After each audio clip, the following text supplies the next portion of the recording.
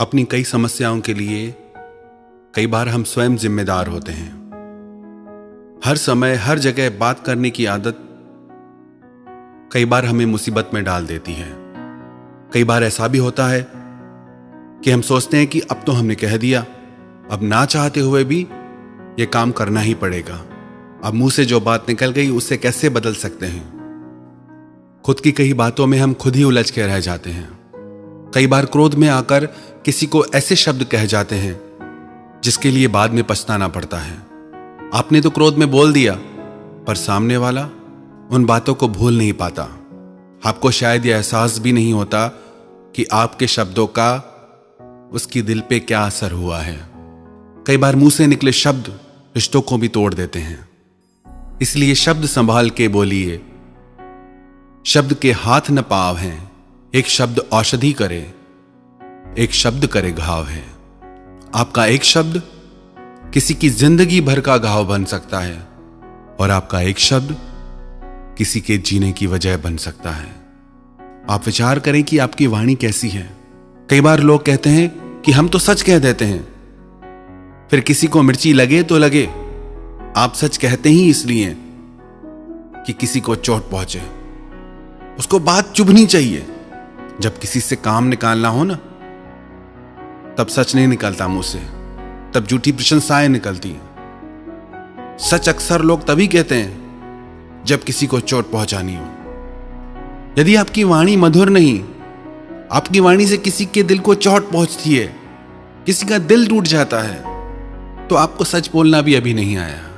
कटुता को मन से त्याग दो, मीठे वचन कहो, वाणी का स्वर सुधार लो, बस हो गया भजन। यदि आपकी वाणी में मिठास है तो उस वाणी की मिठास में इतना प्रभाव है कि वो आपकी पूरी जिंदगी में मिठास भर सकती है। If you don't have money in your pocket, must have Honey on your tongue. आपके पास धन हो ना हो, पर यदि आपकी वाणी मधुर होगी तो सब आपका सम्मान करेंगे। आप स्वयं भी उसी व्यक्ति का सम्मान करोगे जो मीठा बोलता है। तीखा और कड़वा बोलने वाले व्यक्ति से सब दूर भागते हैं कि कौन सुनेगा इनको। कड़वे और तीखे शब्द किसी से भी नहीं सुने जाते, आप भी नहीं सुन पाएंगे। तो आपके बोले कड़वे शब्द कोई और कैसे सुन सकता है। खुदा को भी सख्ती पसंद नहीं थी बयान में, इसीलिए तो हड्डी नहीं दी जुबान में। तो क्या बोलना है, कैसे बोलना है, कहां बोलना है, कितना बोलना है, यदि हमें इन सब बातों की समझ हो जाए तो जिंदगी की सारी उलझनों से हम दूर हो जाएं। एक बार राजा भोज अपनी रानी के महल में गए। उनकी रानी अपनी सखियों के साथ बैठ के बातें कर रही थी। तभी राजा वहां आ गए और रानी से कुछ कहने लगे। तो रानी बोली, आओ मूर्ख। यह सुन के राजा को बहुत बुरा लगा कि रानी ने मुझे मूर्ख क्यों कहा। राजा उस समय तो वहां से चला गया और अपनी सभा में आके बैठ गया। वहां जो भी आता राजा उससे कहता, आओ मूर्ख। सबको लगा कि आज राजा को क्या हो गया है, क्यों सबको मूर्ख बोल रहे हैं, पर कोई भी राजा के डर से कुछ कह नहीं पाया। फिर उनकी सभा में कालिदास जी आए, जो भारत में संस्कृत के महान कवि भी माने जाते हैं। राजा ने उन्हें भी कहा कि आओ मूर्ख। तो कालिदास जी ने उनसे कहा, जो खाते हुए चलता है, जो बातें करते करते हंसता है, जो बीती बातों का शौक करता है और जो अपने किए गए काम का अभिमान करता है और जो दो व्यक्तियों के बीच आके बोलता है, इन पांचों को मूर्ख कहा जाता है। और मैंने इन पांचों बातों में से ऐसी कोई क्रिया नहीं की, ऐसी कोई हरकत नहीं की, आप मुझे मूर्ख क्यों कहते हो। तब राजा को समझ में आया कि रानी ने मुझे मूर्ख इसलिए कहा क्योंकि वो अपनी सखियों से बातें कर रही थी और मैं बीच में बोला। तो कहां बोलना है, कब बोलना है, कैसे बोलना है, कितना बोलना है, यदि हमको इस चीज की समझ नहीं होगी तो हमारे बोलने से हमेशा कोई ना कोई उलझन खड़ी हो जाएगी। आप कभी विचार करना, जितना भी आप बोलते हैं, क्या आपको उतनी बातें करने की जरूरत है। कभी ध्यान देना, जितना भी आप सारे दिन में बोलते हैं, यदि आप उसका 90% ना भी बोलें तो भी आपका काम चल जाएगा। जो इंसान बहुत ज्यादा बोलता है, सब उससे दूर भागते हैं कि इसके पास बैठे तो उसकी बातें सुननी पड़ेगी, तो उतना ही बोलें जितना जरूरी हो। उतना बोलें जितना लोग आपको सुनना चाहें। मौन में बड़ी ताकत है। यदि कोई मूर्ख व्यक्ति मौन करके बैठ जाए तो वो भी लोगों को विद्वान सा लगता है। ज्यादा बोलने वाले लोग अक्सर उलझनों में फंस जाते हैं। आप कभी एक प्रयोग करके देखना, कहीं 4 लोग आपस में बातें कर रहे हो, वहां आप खड़े होकर सिर्फ उनकी बातों को सुनना, पर खुद कुछ मत बोलना। थोड़ी देर में आपको लगेगा कि कितनी फालतू बातें कर रहे हैं ये लोग, कोई मतलब नहीं इन बातों का। पर जब आप खुद भी उनके साथ बातों में लग जाते हो, तब आपको पता भी नहीं चलता कि आप स्वयं भी व्यर्थ की बातें कर रहे हो। हमारी जिंदगी के कितने झगड़े दूर हो जाएं अगर हम ये सीख जाएं कि कब चुप रहना है और कब बोलना है। हर जगह चुप रहना भी अच्छा नहीं, हर जगह बोलना भी अच्छा नहीं। हमने देखा है लोगों को कि किसी की कही बातों को कई बार वो जीवन भर नहीं भुला पाते, हृदय में बैठ जाते हैं शब्द। किसी के प्रिय वचनों को लोग हृदय में बिठा लेते हैं, कई बार किसी की कही कड़वी बातों को भी लोग हृदय से निकाल नहीं पाते। आपको आपके जीवन में कौन सा स्थान मिलेगा वो आपके बोलने पर निर्भर करता है कि आप कैसे बोलते हैं।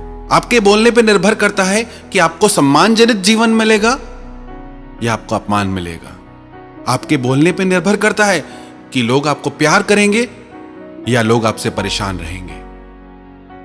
और चीजों की चाहे हमें समझ हो या नहीं हो, पर इतना जरूर करें कि अपनी बोलचाल को थोड़ा संयमित करें, सभ्य करें। जितना हम बोलते हैं उतना बोलने की हमें जरूरत नहीं। यदि हमारे पास धन है, अगर हम जरूरत से ज्यादा खर्च करेंगे तो हो सकता है एक दिन हमें तकलीफ हो जाए। ऐसे ही वाणी है, जरूरत से ज्यादा इसका उपयोग करने पर हमें परेशानियों का सामना करना पड़ता है। कई बार लोग कहते हैं कि अच्छा हुआ उस परिस्थिति में हम चुप रहे, हम बच गए, क्योंकि हमने कुछ बोला ही नहीं। यदि बोलते तो फंस जाते। हम कई बार बोल के खुद को खुद फंसा लेते हैं, फिर कहते हैं क्या करें। तो अपनी वाणी को संयमित कीजिए और उतना बोलिए जितना जरूरी हो, और वो बोलिए जिससे आपका भला हो, जिससे औरों का भला हो, जिससे सबका भला हो। किसी की दिल टूट जाए ऐसी वाणी मत बोलिए। हां, सच बोलिए, सच बोलना भी चाहिए, पर अपनी सच्चाई में थोड़ी मधुरता भी लाइए। आप अपनी वाणी को ऐसा बनाइए कि हर कोई आपको सुनना चाहे कि थोड़ा और बोलो। ऐसी वाणी मत बनाइए कि लोग कहें कि बस अब चुप करो। आप चाहें तो अपनी वाणी से सब कुछ प्राप्त कर सकते हैं, और आप चाहें तो अपनी वाणी से सब कुछ गंवा सकते हैं। सब आपके हाथ में।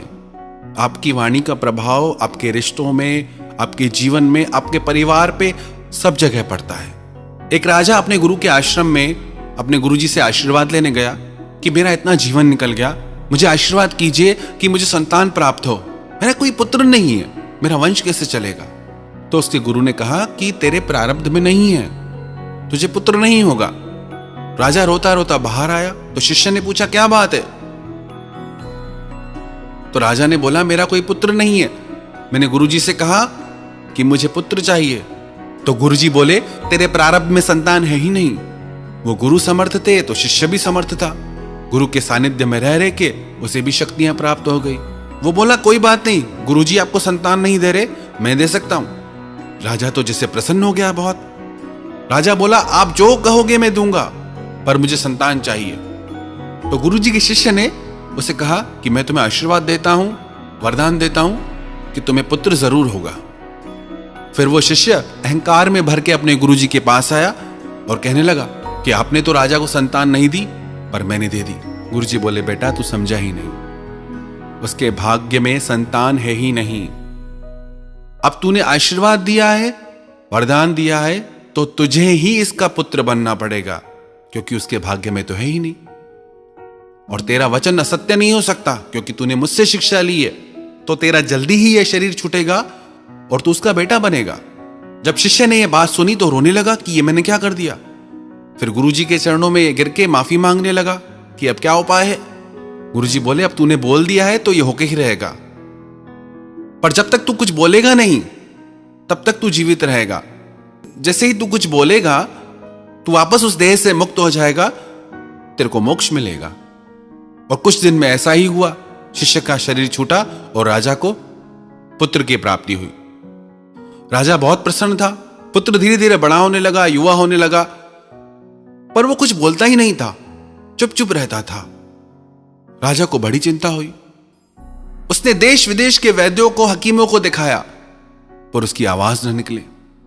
राजा ने बोला, जो भी मेरे पुत्र को बुलवा देगा, उसकी वाणी को जागृत कर देगा, उसको मैं अपना आधा राज्य दे दूंगा। धीरे धीरे पुत्र युवा हो गया।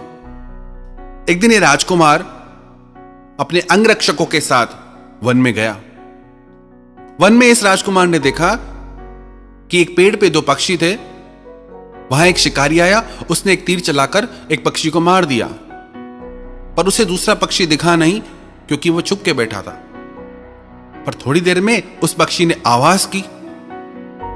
जिससे आवाज की, उसकी आवाज पे शिकारी ने दूसरा तीर चलाया और उस पक्षी को भी मार गिराया।